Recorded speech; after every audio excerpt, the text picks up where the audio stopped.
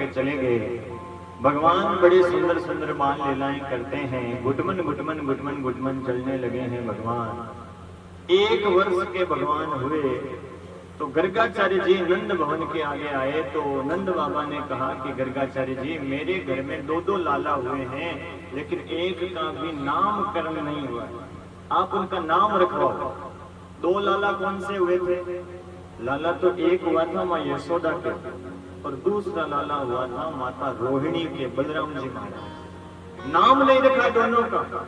तो गर्गाचार्य जी नामकरण करवाने लगे। दोनों माताएं अपने अपने लालाओं को लेकर आई, और गर्गाचार्य जी ने जैसे ही भगवान कृष्ण को देखा है, देखते ही सोचा, देखो देखो यशोदा का कितना भाग्य है। जिस ईश्वर को हम साधु महात्मा भूखे प्यासे पत्ते खाकर जंगलों में ढूंढते हैं, वो ईश्वर यशोदा के आंगन में खेल रहा है। और गर्गाचार्य जी कहने लगे, यशोदा तेरी गोदी में जो लाला है ना, ये तो साक्षात, अब कहना चाहते थे ये तो साक्षात परमात्मा है, लेकिन भगवान ने मन में ही इशारा करके बात को बदलवा दिया। भगवान कहते, बाबा चुप हो जाओ, मेरी पोल मत खोलना, यहाँ मैया को ये मत बोल देना कि मैं भगवान हूँ। यदि मैया को पता चल गया ना कि मैं भगवान हूँ, तो भगवान की सेवा कैसे करते हैं लोग, आप सब जानते हो।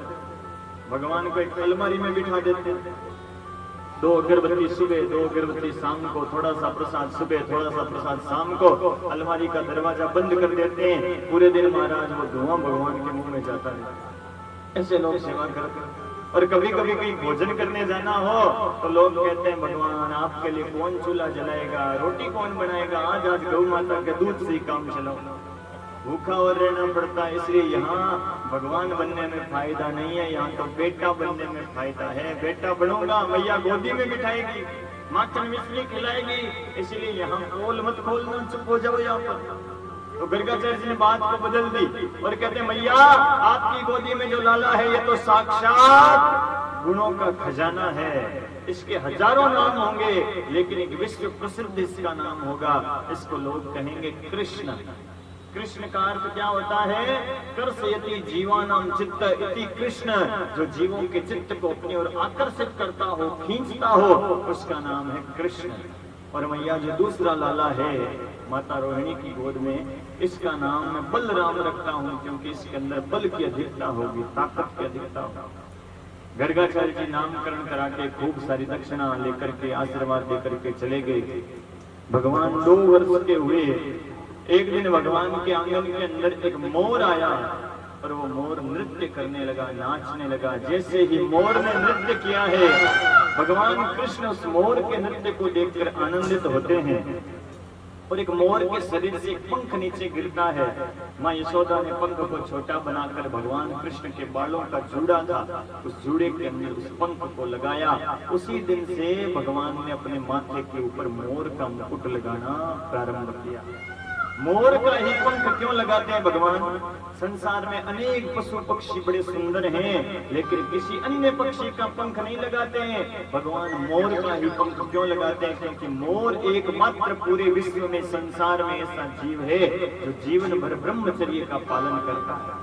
मोर कभी स्त्री का संग नहीं करता, पर भगवान मोर के पंख को माथे पर लगाकर हमें ये संकेत देना चाहते हैं कि जो जीवन में ब्रह्मचर्य का पालन करता है, संयम का पालन करता है, एक पत्नी सदा ब्रह्मचारी, एक पत्नी व्रत को धारण करता है, उसको मैं साधारण नहीं समझता, उसको अपने माथे के ऊपर मोर के पंख के समान सिर पर बिठा करके रखता। इसलिए भगवान ने ये मोर का पंख लगाया। भगवान बड़ी सुंदर सुंदर लीलाएं करते हैं, बच्चों के साथ खेलने जाते हैं, गोपियों के घरों में जाकर के माखन की चोरी करके आते हैं, मटकियां फोड़ करके आ जाते हैं। एक दिन माँ यशोदा भगवान को नहला धुला करके पायल पहना के पैरों के अंदर, और भगवान जैसे पांव आगे रखते हैं तो उस पायल की छम छम छम छम छम की आवाज आती है। उस छम छम की आवाज को सुनकर के भगवान आनंदित होते और नाचने लगे। माँ यशोदा भगवान को नचा रही है और भगवान नाच रहे हैं। इतने में बाहर से गोपी आई। उस गोपी ने देखा कि यशोदा तेरे भाग की कहीं ना जाए, पूरे ब्रह्मांड को नचाने वाला आज यशोदा के सामने नाच रहा है। वो गोपी दौड़ी दौड़ी गई पनघट के ऊपर। हजारों गोपियां पानी भरने आई थी, उनसे कहती, अरे बहनों आप सब तो पानी भरती रह जाओगी, मैंने आज संसार का एक आश्चर्य देखा, जो ब्रह्म है वो ब्रह्म भी यशोदा के सामने नाच रहा है। अरे मैं दर्शन करके आई, मुझे बड़ा आनंद आया, तुम भी चलो, तुम्हें परमात्मा का दर्शन करा के लाती हूं। वो गोपियां कहती है, अरे बहन तेरा तो भाग बढ़िया है जो तू ईश्वर का दर्शन करके, हमारा ऐसा कहां भाग जो हम उस गोविंद का दर्शन करें। तो वो गोपी कहती, क्यों रे तुम भी चलो, अभी चलो मेरे साथ में, मां यशोदा के घर दर्शन करा के लाते हैं। तो सारी गोपियां कहती है, हम कैसे जाएं, हमारी सासू है ना बड़ी खतरनाक है, हमें कहीं जाने नहीं देती। अच्छा, कई कई सासें होती है बड़ी खतरनाक होती है, खुद तो मंदिर चली जाएगी, खुद तो कथा में चली जाएगी, खुद तो पीरे भी चली जाएगी, लेकिन महाराज बीननी को जाने नहीं देती। तो कई कई बीनियां सोचती हैं कि सासुरो कदे पापो कटीर, कदे नहीं कोई सत्संग रे मायने जाओ। ऐसा नहीं सोचना चाहिए। गोविंद सर में तो नहीं है, सास बहू में बड़ा प्रेम है, गोविंद सर में तो कहीं कहीं होता है, ऐसा यहाँ का मत सोचो। एक कोई गांव में सास का, बहुओं का, सासों का कोई सम्मेलन हो रहा था, मीटिंग हो रही थी, कोई आसपास के गांव में सासों को, बहुओं को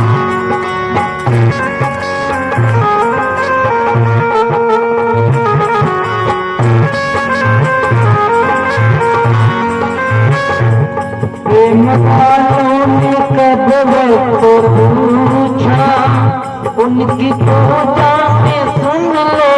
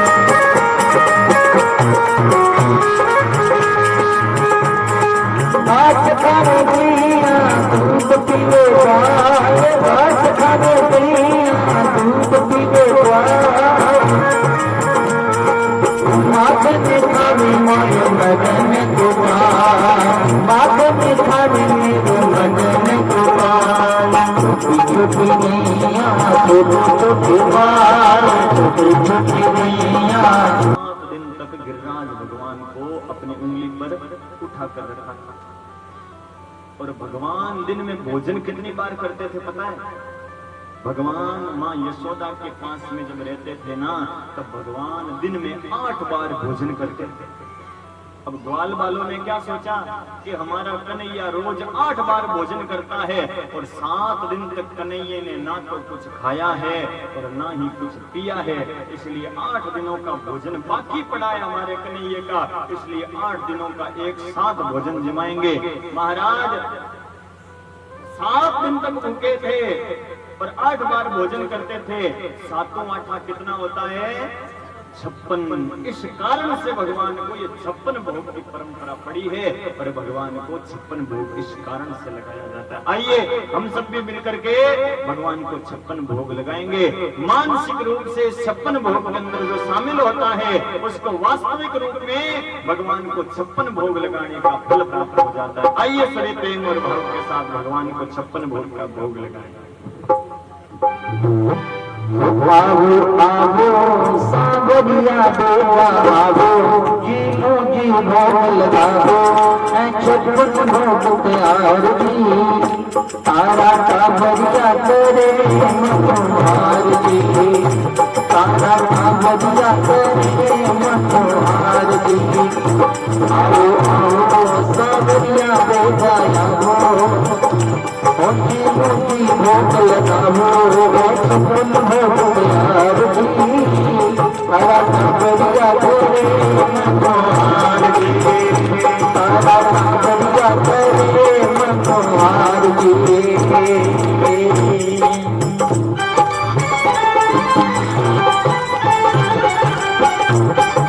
भगवान को 56 भोग भगवान हमारा जैसा भोग है आप स्वीकार करिए और हम सबको आशीर्वाद करिए कि हमेशा हमारा जो भोग है आप स्वीकार करते रहिए।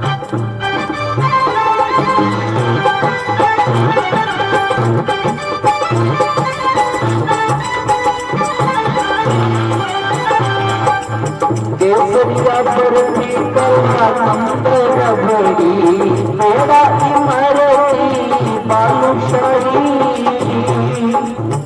लाट बुंदिया चलती रसगुल्ला गाजर पाक बाबा रसमलाई गुलाब जामुन शक्कर पारा गुलाब जामुन शक्कर पारा देवर प्यारा प्यारा इमो आओ पियो चलावो इमो जी भोग लगावो 56 भोग प्यार जी तारा कावरिया करे मनोहार जी तारा कावरिया करे मनोहार जी।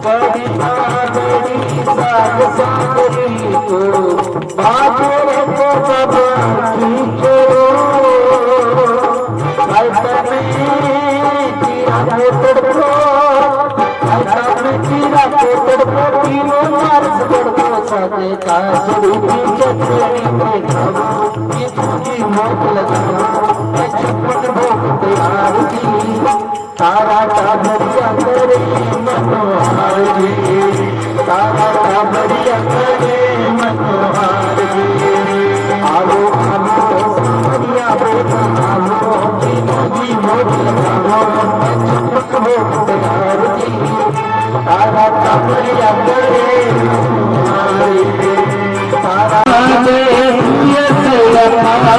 करेंगे हाथ जोड़ के तेरी आरती कमलाया तेरी आरती पूरा परिवार करेंगे हाथ जोड़ेंगे घाटा लगे नीर का के शरीर का घाटा लगे मंगूरा के नाम विश्व संगूरा छाता लागे केसर का के नाम लो परमेश्वर का छाता लागे चंदन का के नाम लो रघुनंदन का छाता लागे गुरु का के नाम लो सिंदूरी का छाता लागे पानी का कर रोग कटके वाणी का घाटा लागे केसर का नाम हो परमेश्वर का, घाटा लागे गौड़े का नाम हो हरि का, घाटा लागे पानी का नाम हो पुराणे का। पुष्पांजलिं हरि ओम यज्ञेन वैजंत देवास्तान् धर्मध्वन्याशन्नतेहनाकं महिमानः सन्तत्रपूर्वे सत्याः सन्त देवाः। हरि ओम एकदन्ताय विद्महे वक्रतुण्डाय धीमहि तन्नो दन्ती प्रचोदयात्। सेवन्तिकावकुलचम्पकपाटलाब्जे पूर्णाङ्गजातिकरवीररसालपुष्पे बिल्वप्रवालतुलसीदलमञ्जरीभिः त्वं पूजयामि जगदीश्वर मे प्रसीद। नानासुगन्धपुष्पाणि यथा कालोद्भवानि च पुष्पाञ्जलिर्मया दत्त। गृहाणां परमेश्वरः गृहाणां जगदीश्वरः। महामन्त्र पुष्पाञ्जलिं समर्पयामि। बोले लंबोदर गणेश जी महाराज की, नवदुर्गा महारानी की, हनुमान जी महाराज की, सियावर रामचंद्र भगवान की, उमापति महादेव की, और बुद्धवंशी वाले की, श्रीमद् भागवत महापुराण की, श्री व्यास जी महाराज की, सर्वदेवमयी श्री गौ माता की, अपने अपने माता पिता गुरुदेव भगवान की। ओम नमः पार्वती पतये हर।